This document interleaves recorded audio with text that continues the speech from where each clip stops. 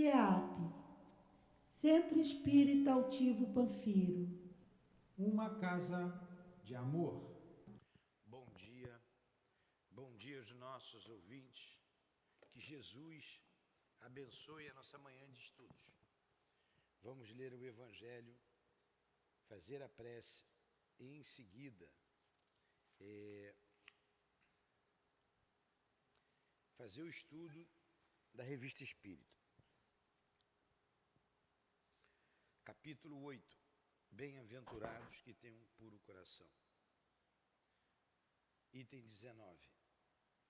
Deixai vir a mim os pequeninos, porque eu possuo o alimento que fortifica os fracos. Deixai vir a mim aqueles que, temerosos e frágeis, têm necessidade de apoio e consolação. Deixai vir a mim os ignorantes, porque eu vos esclarecerei. Deixai vir a mim todos aqueles que sofrem a multidão dos aflitos e dos infelizes. Eu lhes ensinarei o grande remédio para aliviar os males da vida, o segredo para curar suas feridas. Qual é, meus amigos, esse bálsamo poderoso que possui tanta virtude, esse bálsamo que se aplica sobre todas as chagas do coração e consegue curá-las? É o amor, é a caridade. Se tiverdes esse fogo divino, o que podereis temer? A todos os instantes da vossa vida direis: meu Pai, que seja feita a vossa vontade e não a minha. Se vos agrada experimentar-me pela dor e pelas atribulações, sede bendito, porque é para o meu bem, eu sei, que a vossa mão pesa sobre mim. Se vos agrada, Senhor, ter piedade da vossa frágil criatura, dar ao seu coração as alegrias permitidas, sede ainda bendito, mas fazei que o amor divino não adormeça em sua alma, e que incessantemente ela faça subir até vossos pés a voz do seu reconhecimento. Se tiverdes amor, tereis tudo o que se pode desejar na terra. Possuireis a pérola preciosa, que nem os acontecimentos, nem a maldade daqueles que vos odeiam e perseguem poderão vos arrebatar. Se tiverdes amor, tereis colocado o vosso tesouro lá onde os vermes e a ferrugem não pode atacá-los. E vereis desaparecer de vossa alma tudo que possa manchar a sua pureza. Sentireis o peso da matéria diminuir dia a dia. E como o pássaro que plana nos ares e não se lembra mais da terra, subireis incessantemente, subireis sempre, até que vossa alma, inebriada, possa saciar-se da verdadeira vida no seio do Senhor. Um Espírito protetor. Bordeaux, 1861. Aqui estamos, Jesus, reunidos em Teu nome para estudarmos a doutrina espírita. Hoje, a Revista Espírita do nosso mestre Kardec, Teu enviado, para esclarecer sobre a vida, aprofundar no mundo espiritual a vida espiritual. Pedimos que permitas que Ele nos inspire, junto com a sua esposa Amélie Boudet, Ele o responsável, junto a ela, por este trabalho grandioso que é a Revista Espírita.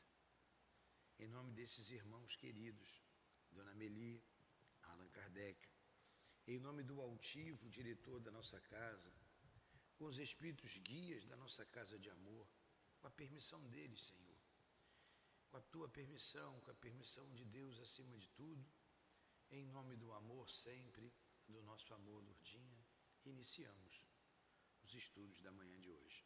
Que assim seja. Graças a Deus.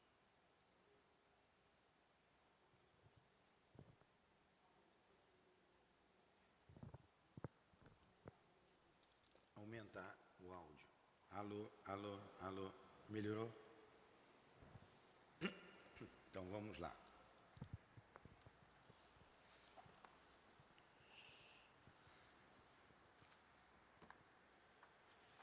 Estamos na revista de novembro, não é? Terminamos outubro, novembro de 1858, revista de número 11. E semana passada a gente estudou o primeiro artigo, que foi a polêmica espírita.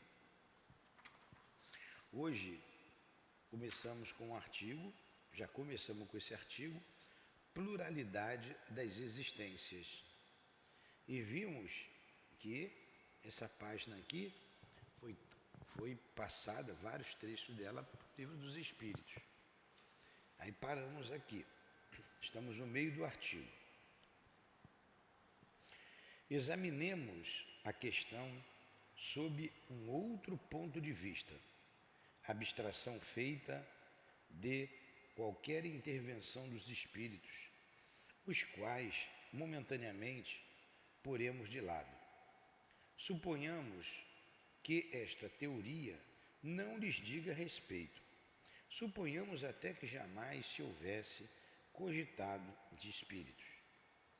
Assim, coloquemo-nos momentaneamente num terreno neutro, admitindo para uma e outra das hipóteses o mesmo grau de probabilidade, isto é, a pluralidade e a unicidade de existências corporais, e vejamos de que lado estarão a razão e o nosso próprio interesse. Esse trecho aqui todo está lá no comentário de Kardec, no Livro dos Espíritos. A certas pessoas repugna a ideia da reencarnação pelo único motivo de lhes não convir. Dizem que uma existência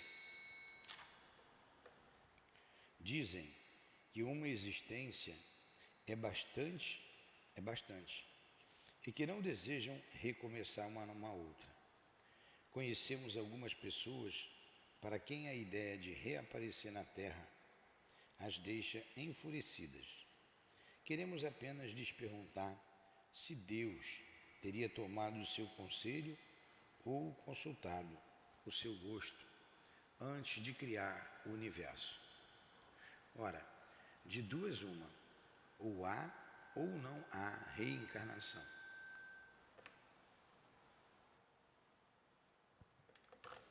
Ora, ou há ou não há reencarnação. Se há, ficarão contrariados, mas terão que sofrê-la, e Deus não lhes pedirá licença. Até parece que estamos ouvindo um doente dizer: hoje eu sofri muito, não quero mais sofrer amanhã. Seja qual for o seu humor, não sofrerá menos amanhã e nos dias seguintes, até curar-se. Assim, pois, se tiverem que reviver corporalmente, reviverão. Reencarnar-se-ão.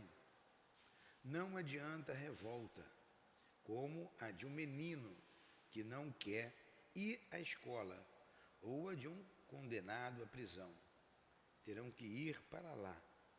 Semelhantes objeções de tão pueris não merece exame sério. Diremos, entretanto, para os acalmar, que a doutrina espírita sobre a reencarnação não é tão terrível quanto eles pensam, e que se tivessem estudado a fundo, ela não lhes infundiria tanto pavor. Saberiam que as condições de uma nova existência dependem de si mesmo. Esta será feliz ou infeliz, conforme o que hajam feito aqui na Terra, e que já desta vida podem elevar-se, tanto que não devem temer a queda do lamaçal. Então ele está colocando aqui duas hipóteses: ou existe a reencarnação, ou não existe. Se ela existe, você acreditando, não acreditando, aceitando, não aceitando, ela é lei da vida, você vai reencarnar. Supomos falar a pessoas que acreditam num futuro qualquer após a morte, e não aqueles que tenham nada como perspectiva, ou que desejam mergulhar num todo universal, sem individualidade, como as gotas de chuva no oceano, o que vem a ser mais ou menos feliz ou infeliz, conforme o que houvermos feito durante a vida. Então ele está falando para pessoas que aceitam a vida após essa vida. Ele está falando, não está falando para descrente, está falando para quem acredita. Tendes então o desejo de ele seja tão feliz quanto possível, de vez que o é para toda a eternidade? Teríeis acaso a pretensão de ser um dos homens mais perfeitos,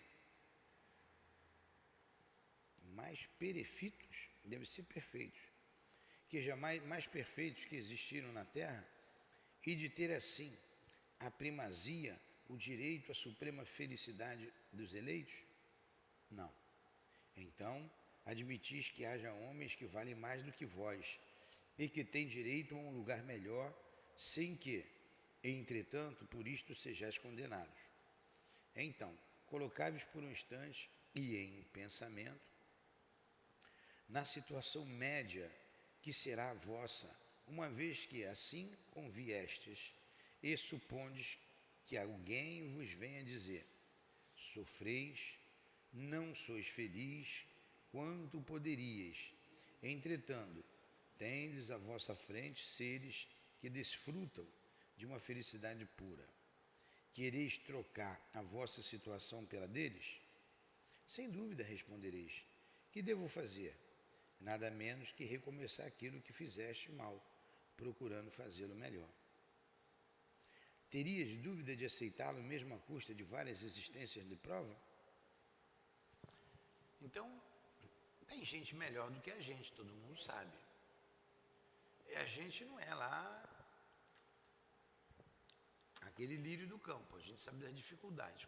Quando você chegar no mundo espiritual, você não foi para o inferno, você não foi para o céu, porque isso não existe, todo mundo vai ver. Mas eu queria estar bem. Eu queria estar bem, como tem pessoas melhores do que eu, muito bem.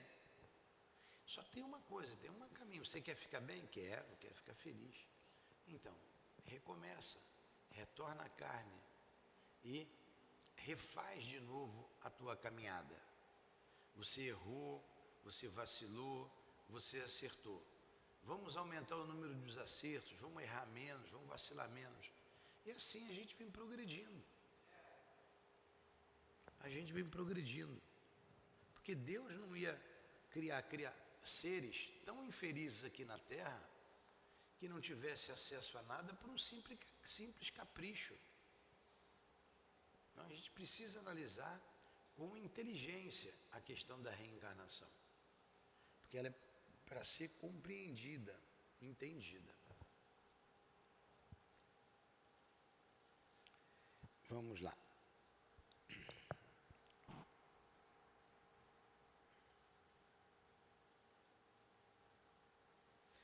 Se é um homem que embora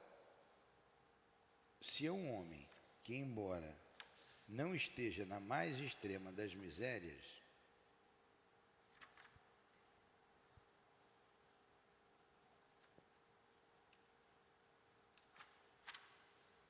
eu acho que eu li de novo a mesma coisa.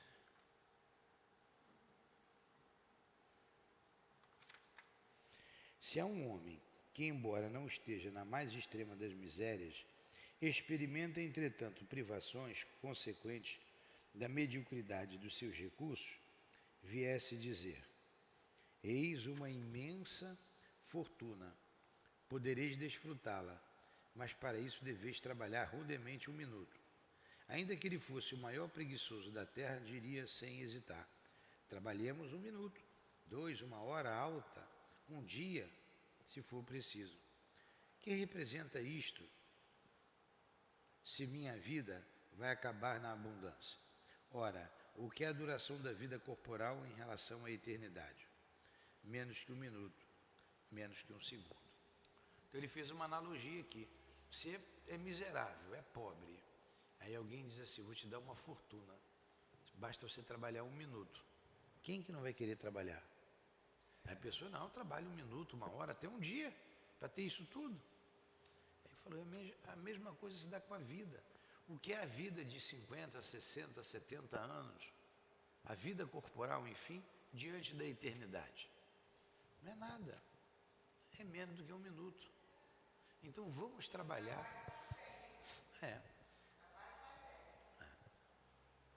Trabalhar para a gente progredir. Trabalhar para progredir. A gente vai deixando os nossos defeitos de lado e vai caminhando. Temos ouvido o seguinte raciocínio: como é que Deus, soberanamente bom, pode impor ao homem recomeçar uma série de misérias e de tribulações? Acaso acharia ele que há mais bondade em condenar o homem a um sofrimento perpétuo, em consequência de alguns momentos de erro, do que lhe dar os meios de reparar as próprias faltas? Entendeu a pergunta? Algumas pessoas vão dizer assim, poxa, que Deus é esse que vai mandar eu recomeçar tudo de novo e vou sofrer? Aí ele diz, e o Deus que condena ao inferno? Esse é mais justo? Qual que é o mais justo? Você errou, vai para o inferno, acabou, não tem mais saída. Você errou, recomeça a caminhada de novo. Então, quem é mais justo? Você errou, aí o faz de novo. Ou você errou, vai preso. Quem é mais justo? Quem coloca você preso ou quem dá a chance de você recomeçar? Quem vai preso é mais justo. Olha só. Eu vou pegar aqui, Newton José. A senhora errou, fez uma coisa errada. Vai presa, coloca a senhora presa. A senhora, não, me dá uma chance. Tá bom, faz de novo. Eu estou sendo mais justo, então é mais justo aquele que mandou fazer de novo. Pois é o mesmo princípio. Qual o Deus mais justo? Você fez um monte de bobagem, vai para o inferno, vai queimar no inferno. Ou Deus faz assim, não, recomeça e refaz de novo a sua caminhada. Recomeça e faz de novo. Não é isso? Esse é mais justo, é isso que ele está dizendo. É mais de acordo com a bondade de Deus. 2, ele vai dar outro exemplo aqui. 2 fabricantes tinham cada qual um operário que podia aspirar, subir até tornar-se sócio.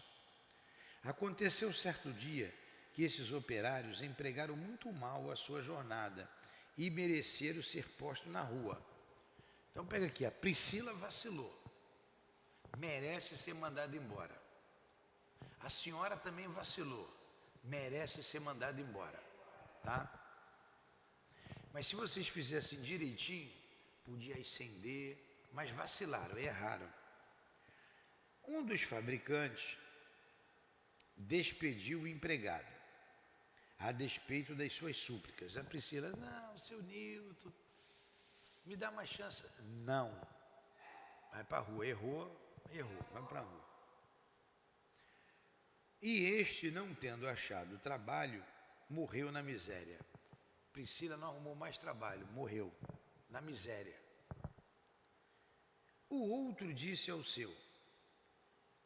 Aí o outro, que também vacilou contigo, o seu patrão vai dizer assim, você perdeu um dia e me deve uma compensação, fazendo mal à sua tarefa. Deve-me uma reparação, por isso permito-lhe recomeçar. Procure fazê-la bem e eu o conservarei. Você vai continuar no emprego. Assim poderá sempre aspirar à posição superior que lhe prometi. Qual dos dois foi mais justo? Eu ou o patrão dela? Vou falar de novo. A senhora errou, aí o seu patrão lhe deu uma chance. A Priscila errou, eu não dei chance, mandei ela para a rua. E em consequência ela ficou sem emprego, sem dinheiro, morreu de fome. Quem é mais justo, eu com a Priscila ou o seu patrão com você? Eu sou. Priscila, quem é mais justo? O patrão dela ou eu? Quem é mais justo, Priscila? Eu ou o patrão dela? O dela, que deu uma oportunidade para recomeçar. Entendeu? A reencarnação é assim. A gente erra e Deus nos dá a oportunidade de recomeçar. Entendeu? Se fosse condenado para o inferno, Deus seria mais duro. Eu fui duro com a Priscila, mas o teu patrão não. Te deu oportunidade. Ele foi mais humano. Agora, Deus age assim, nos dá outra oportunidade. Que oportunidade é essa? A gente reencarna. Entendeu? Olha como é mais justo a reencarnação do que só uma vida e você ir para o inferno. Não é? Está entendendo, Priscila? Não, se não der, eu explico de novo. Como é que é o nome da senhora? Alzira. Alzira, a senhora é a patroa da Berenice. Vamos ver se você entende. Não, a senhora é patroa dela. Eu sou o patrão da Priscila. Certo? Berenice pisou na bola e Patrícia pisou na bola. Eu pego Patrícia, vai embora. Aí pisaram na bola as duas igualzinha, ela com você e ela aqui comigo. Aí eu digo assim, aí a Priscila, seu Nilton, me dá uma oportunidade, eu preciso. Eu sou jovem, eu vou aprender. Eu digo, não, vai embora, não quero mais saber. Aí a Priscila não arruma mais emprego, fica na miséria, triste, acaba até morrendo. A Berenice pisou na bola igualzinho. Aí a senhora diz para a Berenice, olha, eu vou te dar uma nova oportunidade. Você vai continuar aqui, você está me devendo. Agora faz direito. Se você fizer direito, você vai continuar aí no trabalho, ascendendo, crescendo. Quem foi mais justo? Eu com ela ou a senhora com a Berenice? Muito bem, a senhora com a Berenice. Aí a questão do céu e do inferno e da reencarnação é a mesma coisa. Se Deus condena a pessoa ao inferno que ela errou, morreu, vai para o inferno, e o Deus que fala com o outro que errou diz assim, não, vou te dar uma chance, recomeça, reencarna. Qual a melhor justiça? Eu que mando para o inferno ou Deus que dá uma chance para recomeçar? Deus que dá uma chance para recomeçar. Entenderam agora? Entendeu, Priscila? Tá? Ele está fazendo aqui analogia para a gente entender a reencarnação. Então, por isso tem uma frase aí muito interessante que diz assim, reencarnação, uma questão de justiça. Né? Uma questão de justiça. Será necessário perguntar qual dos dois fabricantes foi o mais humano? Será necessário perguntar quem foi mais humano, eu ou a Alzira? Deus, que é a própria clemência, seria mais inexorável do que este homem? Será que Deus, que é todo bondade, ele é mais duro do que Alzira? Não pode. Do que eu fui? Alzira é melhor do que Deus? O pensamento de que a nossa sorte esteja para sempre fixada por alguns anos de prova, quando nem sempre dependeu de nós atingir a perfeição na terra, tem algo de pungente, ao passo que a ideia contrária é eminentemente consoladora, pois nos deixa esperança. Tem gente que não tem acesso a muita coisa, a educação, até mesmo um trabalho digno. Tem gente que tem problemas físicos, nasce na cegueira, nasce cego, nasce com uma síndrome de Down, nasce com uma idiotia qualquer. Para os dois. Os dois. E outros nascem perfeitos. Onde é a justiça? Então Deus, não, eu quero que esse aí nasça cego. Pum! Eu quero que esse nasça bonitão. Ué, Deus está preferindo? Deus quer fazer um bonitão e outro cego, aleijado? Não. Você só vai entender, compreender, se você entender e compreender reencarnação. São as provas, mas isso é em função de vidas passadas.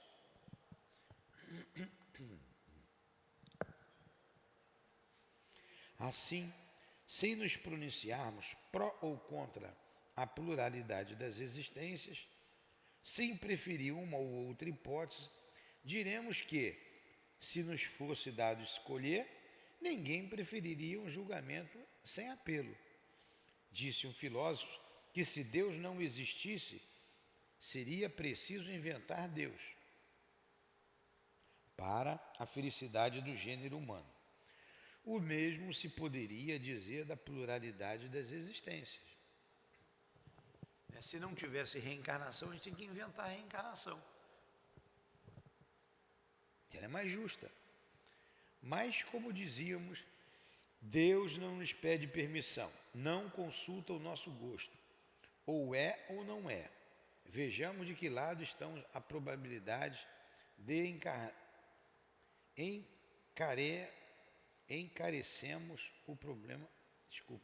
encaremos o problema sobre um outro ponto de vista, sempre fazendo abstração do ensino dos espíritos, considerando apenas como estudo filosófico.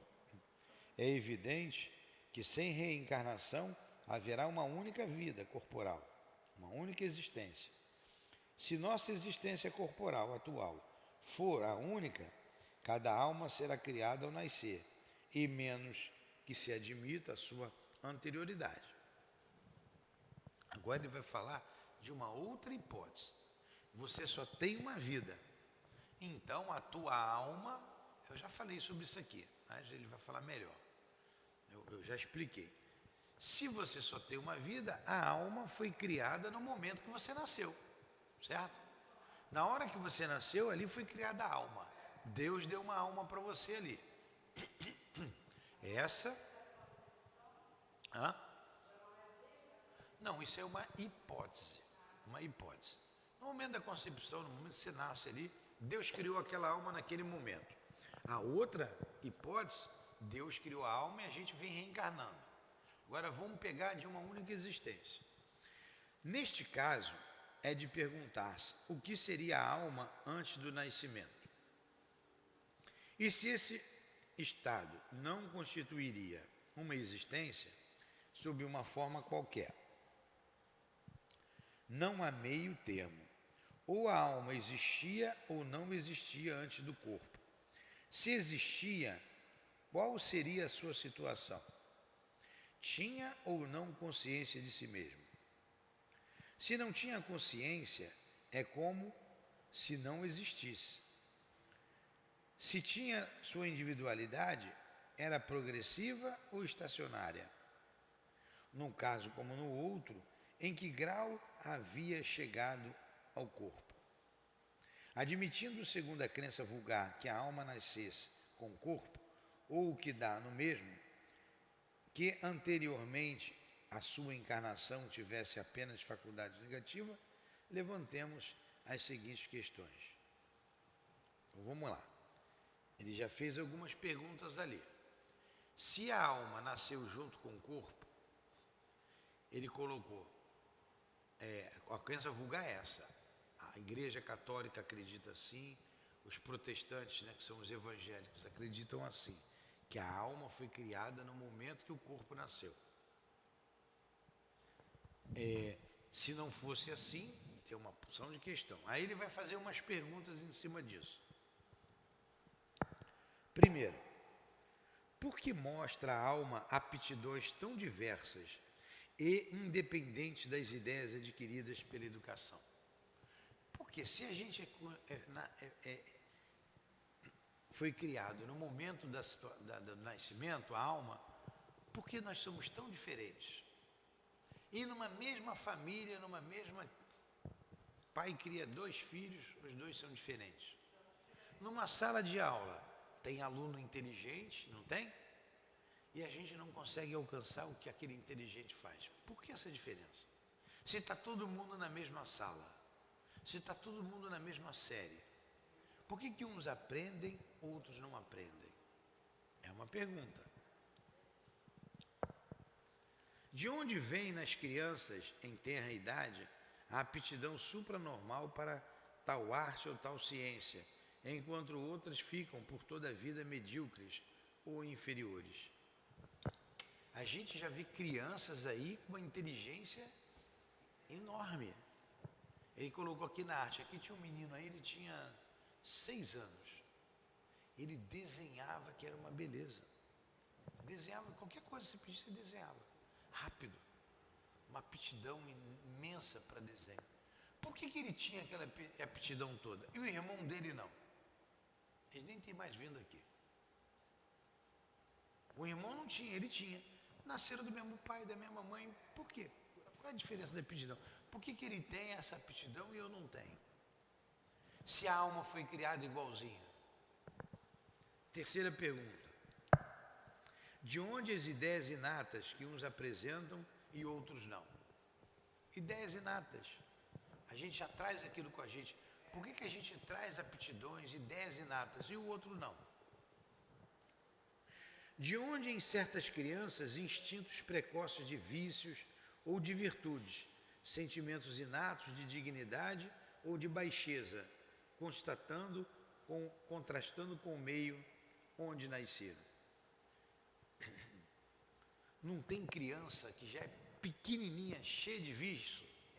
A gente fala assim, isso aí é ruim, não tem? Tem. E tem criança que é bondosa desde pequenininha, é bondosa, carinhosa, e o outro é agressivo, é mau, faz maldade com o animal, faz maldade com... Não tem gente assim? É. Pois é. Então, por que essa diferença? Por quê? Então Deus fez um bonzinho e fez o outro malzinho? Então Deus não está sendo justo. Deus fez um bonitinho e o outro feinho? Deus fez um rico e outro pobre? Deus fez um aleijado e o outro são?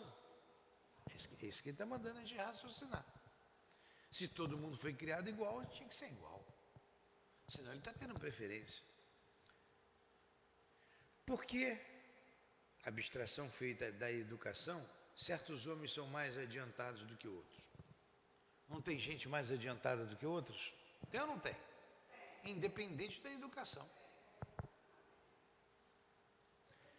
Por que há selvagens e civilizados? Por que há selvagem e civilizado? Deus quis, não, vou fazer um lá no meio do mato. Mandou lá uma flecha lá no meio dos índios lá. Vai nascer lá, vai ter essa vida simples. O outro vai nascer lá em Nova York. Por que essa diferença? Por que, se tomarmos um hotentote nos coeiros e o educarmos no mais afamado liceu, jamais dele faremos um Laplace ou um Newton? O que é um hotentote? O hotentote é um ser bruto. Os hotentotes eram uma civilização bastante atrasada. É um ser bastante atrasado. Se você pegar lá um filho de hotentote, um hotentotezinho, ele falou coeiro, o coeiro é fralda.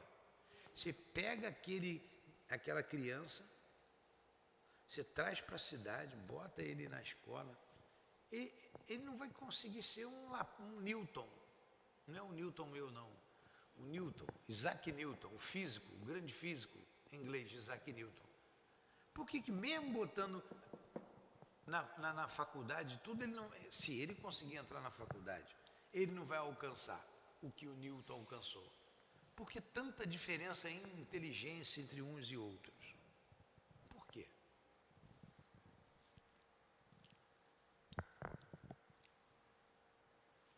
Perguntamos qual filosofia ou teosofia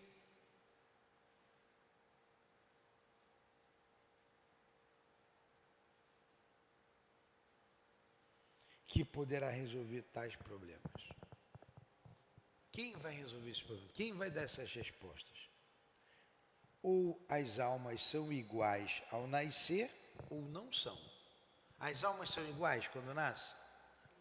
É igual? Priscila, presta atenção. Todo mundo é igual? Claro que não. Se o são, por que tão diversas aptidões? Dir-se-á que isto depende do organismo, mas isto será então a mais monstruosa e a mais imoral das doutrinas. O homem não passaria de uma máquina e de um joguete da matéria. Não teria a responsabilidade de seus atos. Poderia tudo lançar à conta de suas imperfeições físicas. Se são desiguais, é que Deus assim as criou. Mas então, por que essa superioridade inata concedida a alguns? Será tal parcialidade conforme a justiça de Deus e o amor igual a por ele, dedicado a todas as criaturas?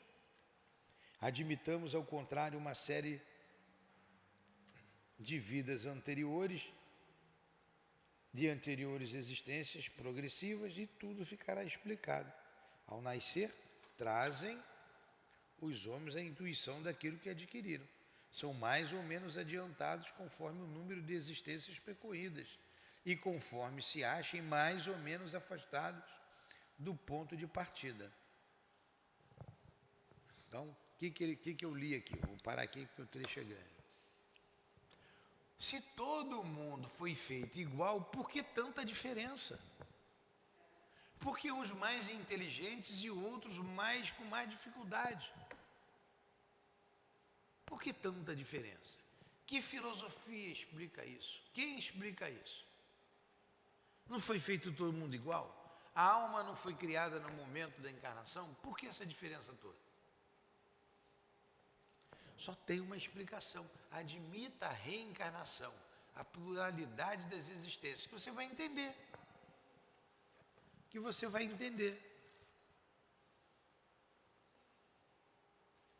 Porque quando você recomeça do ponto que você parou. A gente morre, vai para o plano espiritual, continua estudando, trabalhando, progredindo. Quando retorna à carne, a gente não lembra do passado, mas o que a gente adquiriu em inteligência, a gente traz, em sentimento, porque a inteligência, o sentimento é do espírito. Admita a reencarnação, que tudo isso é explicado.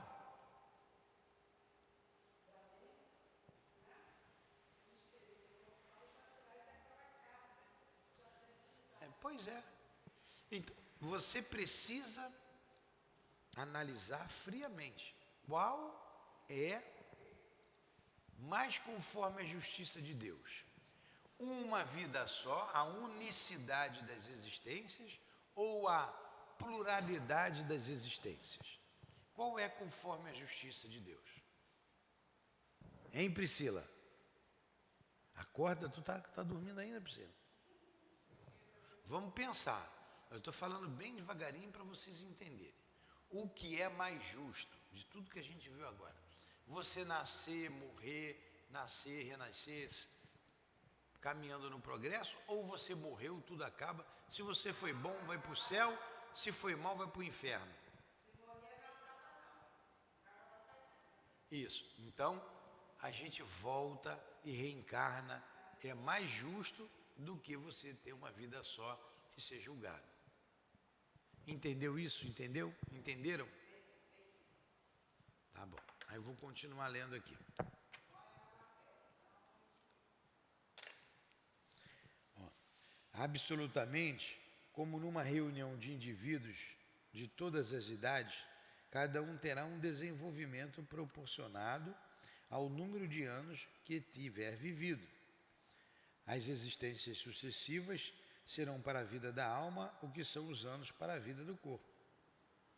Reunamos um dia 1000 indivíduos de 1 a 80 anos. Suponhamos que um véu seja lançado sobre todo o seu passado e que, em toda nossa ignorância, pensemos que todos eles nasceram no mesmo dia. Naturalmente perguntaremos, como é que uns são grandes e outros pequenos, uns velhos e outros moços, uns instruídos e outros ignorantes? Mas se levantarmos a nuvem que nos oculta o passado, e se soubermos que uns viveram mais do que outros, tudo ficará explicado. Em uma justiça, Deus não poderia ter criado umas almas mais perfeitas que outras. Entretanto, com a pluralidade das existências, a desigualdade que vemos nada mais terá de contrário à mais rigorosa equidade. É que vemos o presente e não o passado. Repousará tal argumento sobre um sistema de ou suposição gratuita? Não. Nós partimos de um fato patente e incontestável. A desigualdade de aptidões e de desenvolvimento intelectual e moral, fato que achamos inexplicável por todas as teorias, ora em curso, ao passo que a explicação é simples, natural e lógica, por uma outra teoria.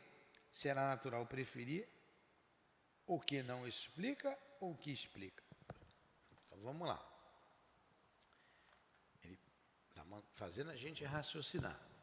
Eu sei que às vezes vocês não conseguem entender o que eu estou lendo, né? Que é comprido. Ele disse assim, vamos pegar 1000 pessoas. 1000. Entre esses 1000, tem crianças de 1 ano, de 2, de 3, de 10, de 15, de 20, até 80 anos, de 1 a 80 anos. Vamos botar um cobertor aqui na frente, ninguém está vendo ali. Ninguém sabe quem está aqui escondido, por trás de um cobertor ou uma nuvem, como ele colocou aqui. Ninguém vê o que está por trás. Aí você faz perguntas. Você aí, número 700. Vou numerar. 1, 2, 3, 4, até 1000. Você. Aí aquele 700 vai e responde. Aí o que tem 1 ano, não sabe nem falar. O que tem 10 anos, é infantil, já sabe falar, mas é um pré-adolescente. O que tem 30 anos, responde diferente daquele que tem 80. O que tem 80 tem mais experiência, não tem? É mais comedido. Né? Aí você não sabe quem está ali atrás. Você vai perguntar, como é que pode? Se todo mundo foi criado igual, por que um não sabe falar, o outro responde com sabedoria, o outro fala mais ou menos? Não estou entendendo isso. Aí vai, tira o véu, tira o lençol, o cobertor, a nuvem. Sim, claro, esse aqui só tem 1 aninho, esse só tem 10, aquele já tem 80. Ficou muito claro, por isso a diferença, não é? A reencarnação faz isso. Nós temos idades diferentes como espíritos. Tem almas mais simples, tem almas mais amadurecidas. As religiões fizeram de Jesus um Deus. Mas o próprio Cristo disse que ele não é Deus. Ele não é Deus. Ele é filho de Deus, como nós somos filhos de Deus. Então Jesus é nosso irmão. Jesus é um espírito, como nós somos, criados por Deus. Mas por que Jesus sabe aquilo tudo, faz milagre, é bondoso, milagre entre aspas, né? Conhece lá as leis, e eu não consigo fazer nem nada, quase nada do que ele faz? Por que Jesus fala tanto de amor, vivenciou o amor, ele é o exemplo, ele é guia, ele é modelo, e eu não? Porque Jesus é um irmão mais velho. Deus está sempre criando. Nesse exato momento, Deus está criando. A criação não para. Deus é o Criador. Então, um ser que está sendo criado, nesse momento, está bem mais atrás da gente. Nós estamos à frente já, apesar das nossas dificuldades, das nossas inferioridades, mas nós já temos um progresso muito maior do que muitos que estão começando agora, por exemplo, no reino animal.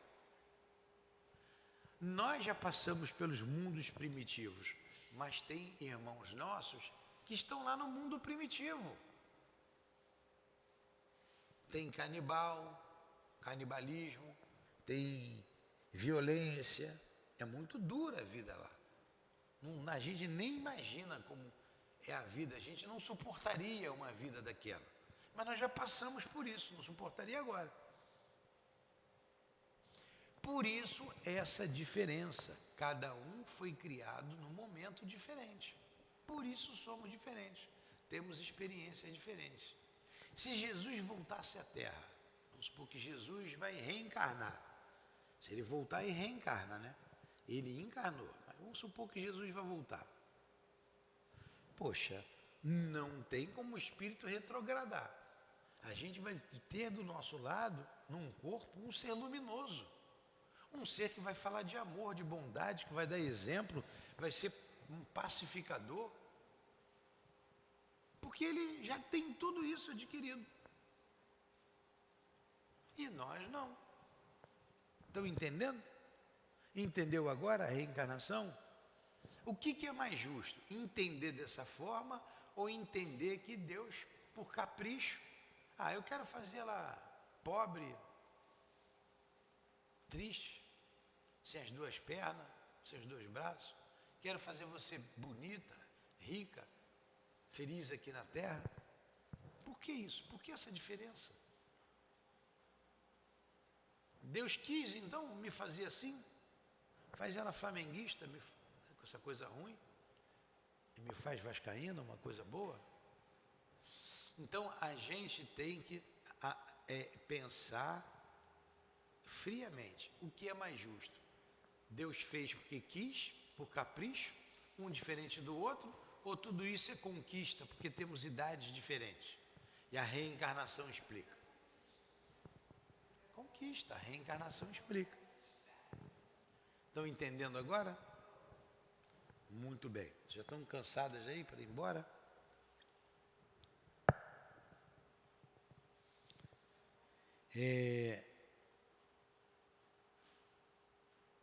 Relativamente à sexta questão, dirão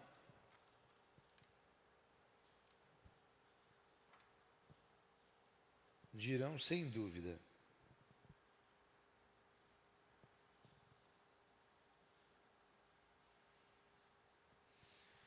Então, relativamente à sexta questão, dirão sem dúvida que o Hotentote é de uma raça inferior.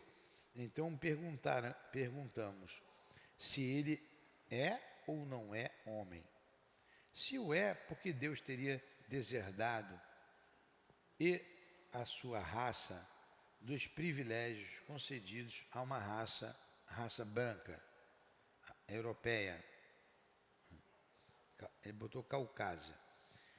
E se não é homem, por que procurar fazê-lo cristão? A doutrina é mais ampla que tudo isto. Para ela não existem várias espécies de homens. Existem homens cujo espírito será mais ou menos atrasado, suscetível, entretanto, de progredir. Não será isto mais conforme a justiça de Deus? Acabamos de ver a alma do seu passado e no seu presente.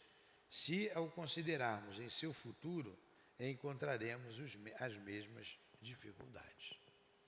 Entenderam isso?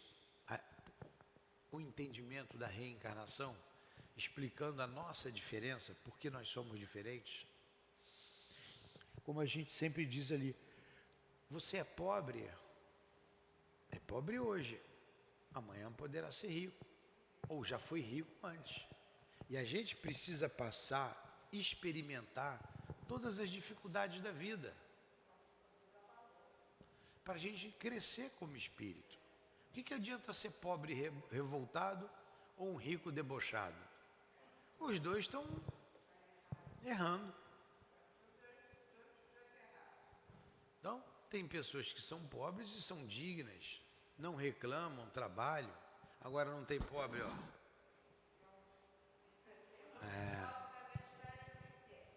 Pois é, lá onde você mora tem, ô Priscila? Pobre, não tem nem o que comer, né? Mas você vê rico humilde, você vê rico assim também, mas também.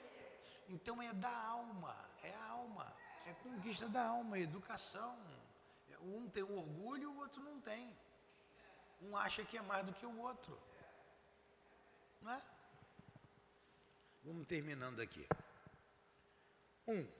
Ó, acabamos de ver que a alma no seu passado e no seu presente. Se considerarmos em seu futuro, encontraremos as mesmas dificuldades. Se é unicamente a nossa existência presente que deve decidir o nosso porvir, qual será nessa vida futura a posição respectiva do selvagem e do homem civilizado? Estarão no mesmo nível ou distanciados um na soma da felicidade eterna?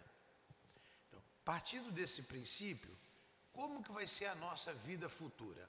Pega lá o selvagem, vamos pegar uma tribo, em vez de falar de Hotentote, que vocês não sabem o que é, vamos pegar uma tribo lá do Xingu, lá no meio da Amazônia, que tem tribos lá que não teve contato com o homem ainda. A gente sabe que eles vivem na floresta, na mata, sem televisão, sem rádio, sem geladeira, sem ar-condicionado, cheio de mosquito, moram lá. Não tem gente lá? Tem. E tem gente aqui. Aí o índiozinho lá, o curumim, lá no meio, nunca viu gente igual a gente, morre. E nós morremos aqui. Ou o índio lá morre, vamos pegar um índio lá, morreu. E você morreu aqui. Como que vai ser a vida futura? Vai ser a mesma coisa para ele e para mim ou vai ser diferente? Aí a gente vai nascer, vai renascer. Como é que vamos ser aqui? Vai ser igualzinho a minha inteligência dele? Não tem. Ele vai ser uma alma simples, que ele nasce aqui na cidade. Ele não vai ter nem condições de nascer na cidade. Mas se nascer, ele vai ter muita dificuldade. Muito mais dificuldade do que eu. Porque já tenho experiência, já estou nascendo e morrendo muitas vezes. Ele vai continuar a partir do que ele conhece, do que ele sabe. E eu vou continuar a partir do que eu conheço, do que eu sei. Por isso essa diferença entre a gente. Estão me entendendo? Estou falando difícil?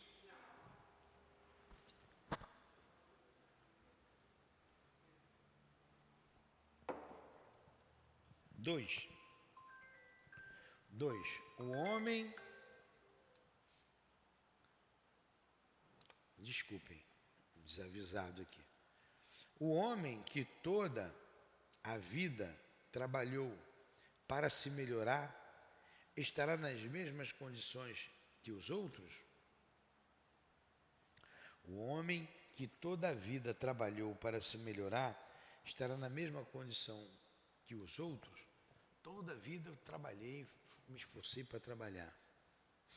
Outros não, a gente vou estar na mesma condição do que aquele que veio lá do mato? Não, diferente. Porque ele tem uma experiência, eu tenho outra. Qual a sorte das crianças mortas em tenra idade, quando não tiveram tempo de fazer nem o bem nem o mal? Se acham entre os eleitos, por que este favor, quando nada fizeram por merecê-la? Por que privilégio foram libertadas das tribulações da vida? Ninguém está perguntando aqui. A criança, quando morre, vai para onde?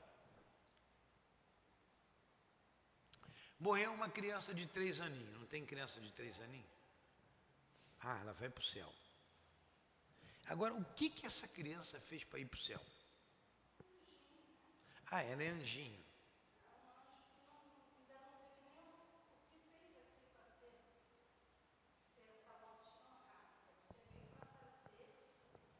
Tá. Aí morreu uma criança de 2 aninhos e virou anjinho. E eu, que estou já com 64 anos, vou fazer 65 anos, eu tive uma vida atribulada. Eu acertei, eu errei, eu poderia ter errado muito, poderia ter acertado muito, morri. Eu errei mais do que acertei. Aí eu vou para o inferno e aquela criança que não fez nada vai para o céu? Que justiça! Então eu queria ter morrido quando criança também. Eu ia ficar sofrendo a vida toda. Berenice, não era melhor morrer com criancinha que você ia para o céu? Ia virar anjinho, né? É virar anjinho. Agora você está aí na vida, tropeçou e tal, está arriscado ir para o inferno, Berenice. Ó, essa é uma pergunta. Olha, ela é tão... Pois é. Olha, eu vou ler aqui de novo. Então, qual a doutrina que vai resolver isso? Quem vai dar essa resposta?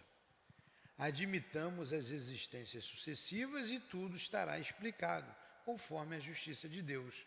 Aquilo que não se pôde fazer numa existência, far-se-á em outra. Assim ninguém escapará à lei do progresso e todos estarão recompensados, segundo o mérito real. E ninguém será excluído da felicidade suprema, o que pôde aspirar, sejam quais forem os obstáculos encontrados em suas rotas. Essa criança ali tem um espírito. Eu já fui criança, vocês já foram criança. Nós somos espírito. Se aquele corpo, por um motivo qualquer, morreu com 2 anos, com 1 ano, com 5 meses, vai nascer de novo, vai reencarnar. Como que um bebê vai para o céu? Vai virar anjinho como? Você não sabe nem falar, só sabe mamar.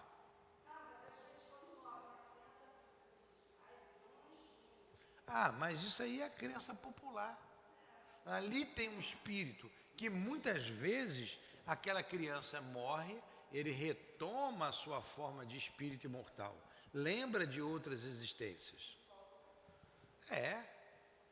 Ali tem um espírito imortal. Alguns, o peso da carne ali mantém ele como criança ainda, ele é adotado no mundo espiritual, é educado por mães espirituais, mas vai retornar à carne. Não existe céu, não existe inferno, não existe nenhuma coisa nem outra. O que existe é a reencarnação e há o progresso ilimitado. A gente está falando isso o tempo todo para você me falar que vai virar anjinho. Você vai para o inferno, hein, com essas...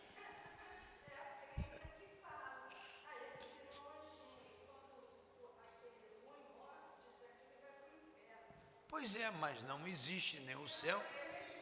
Ó, é justamente isso que a gente está discutindo aqui, que Kardec está fazendo a gente pensar. O que é mais justo, ir para o inferno ou reencarnar? Pois é, nós já vimos vários exemplos. Então não existe inferno, como não existe céu, um céu beatífico, vai lá tocar harpa para Deus, e Deus precisa da nossa harpa.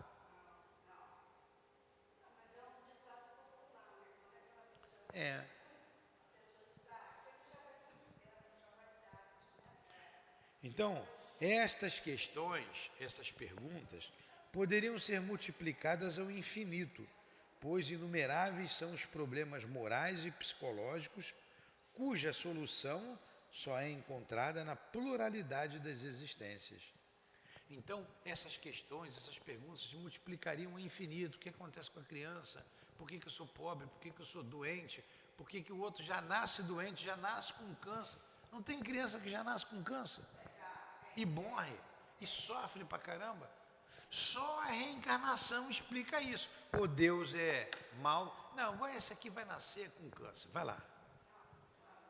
Agora, se você entender que ele provocou aquele câncer no fígado, de bebeu,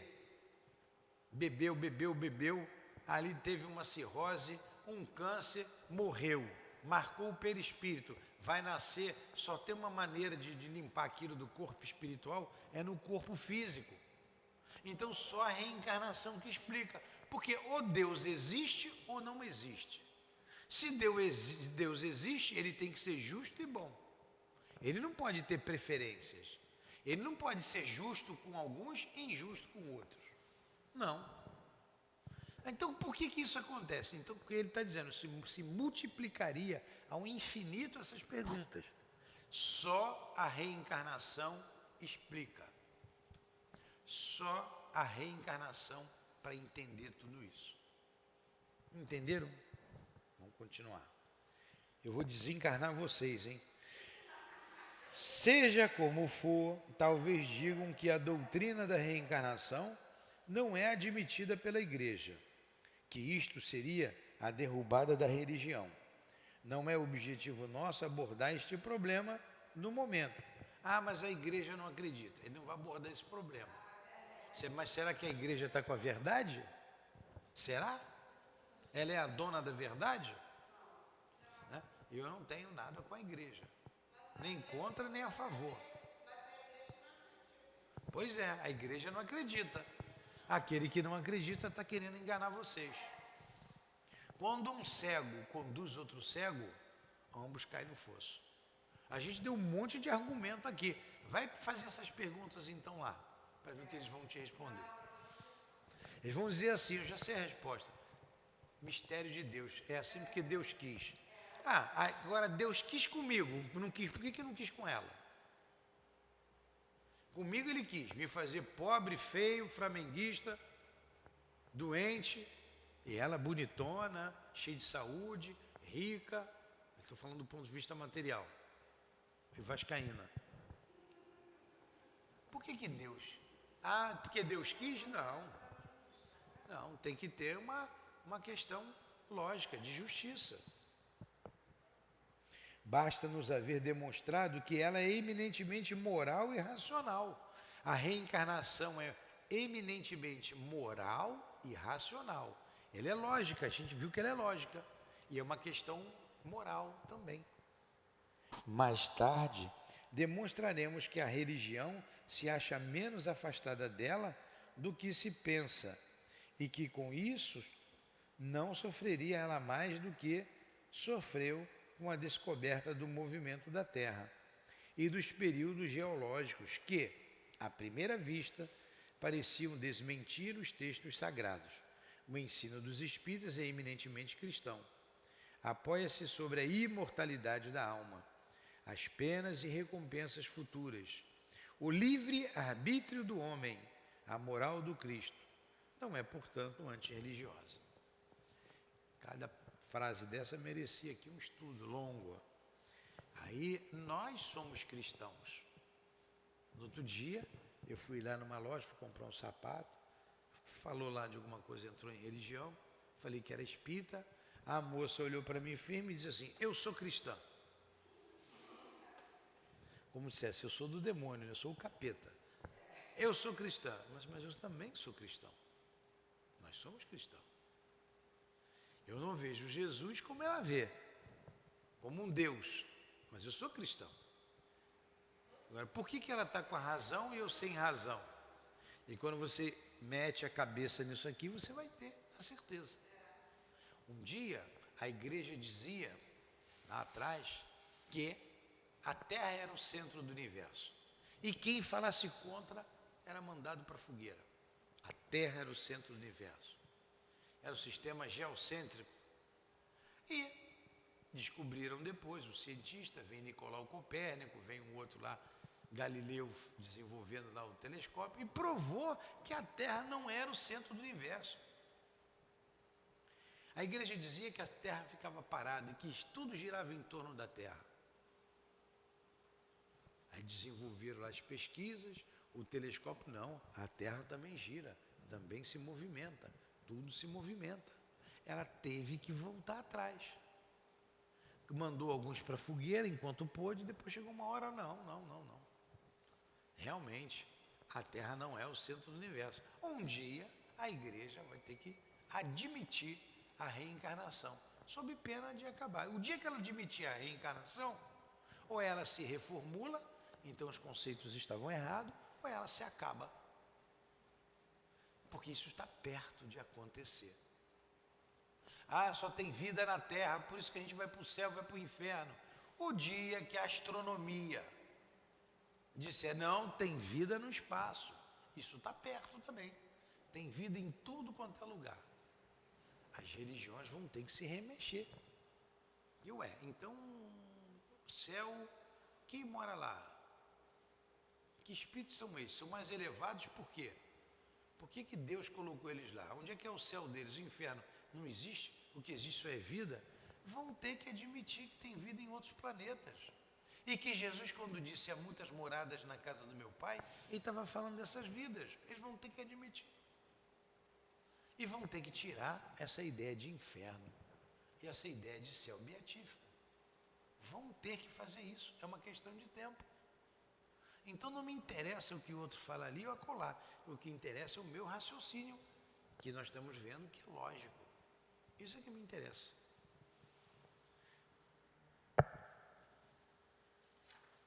Ó, acabou aqui, o último parágrafo.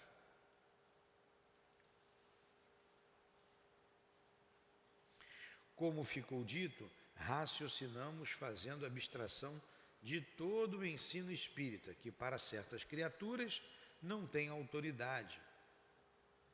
Tem uns que dizem que a doutrina espírita não é cristã, não tem autoridade, né? Se, como tantos outros, adotamos a opinião da pluralidade das existências, não foi apenas porque ela nos viesse dos espíritos, mas porque nos pareceu lógica e a única que resolve os problemas até aqui insolúveis. Tivesse ela vindo de qualquer um simples mortal, e nós a teríamos adotado, não hesitando em renunciar às nossas próprias ideias. Não é porque os espíritos disseram que a reencarnação é lei de Deus que a gente acredita. A gente acredita porque ela é lógica. Ela vem ao encontro do raciocínio. Não é porque eu digo para você que 2 mais 2 são 4 que você acredita. Porque você aprendeu que 1 mais 1 são 2, mais 1 são 3, mais 1 são 4. É lógico. Não são 5, são 4. Desde o momento em que um erro fica demonstrado, o amor próprio terá mais a perder do que a ganhar, com a teimosa persistência numa ideia falsa. Aí entra a teimosia, entra o orgulho. Eu vou continuar com a minha ideia falsa. Reza, porque senão um demônio vai te pegar. Aí o camarada, para não perder lá as ovelhinhas dele, diz assim, ali é a casa do demônio. Mas lá são gente boa, ajuda a gente, tem médico. Não. O demônio se faz de bonzinho. Quando você bobear, ele creu. Não é assim? Pois é. Teríamos, do mesmo modo, nós a teríamos repelido, se vinda dos espíritos, desde que nos tivesse parecido contrária à razão, como procedemos com muitas outras, de vez que sabemos por experiência que se não se deve aceitar cegamente tudo quanto vem de sua parte, como aquilo que vem da parte dos homens. Resta-nos, pois, examinar a questão da pluralidade das existências, do ponto de vista do ensino dos espíritos, de que maneira a devemos atender e, enfim, responder às mais sérias objeções que lhe possam opor. Gostaram do estudo? Semana que vem, tem uns títulos aqui do estudo, Problemas Morais sobre o Suicídio. Desculpa, eu passei um pouquinho da hora, mas eu tinha que terminar, concluir esse raciocínio. Perguntas? Entendeu, Priscila? O que é que eu comece tudo de novo? Está ali com a cabeça cheia de minhoca.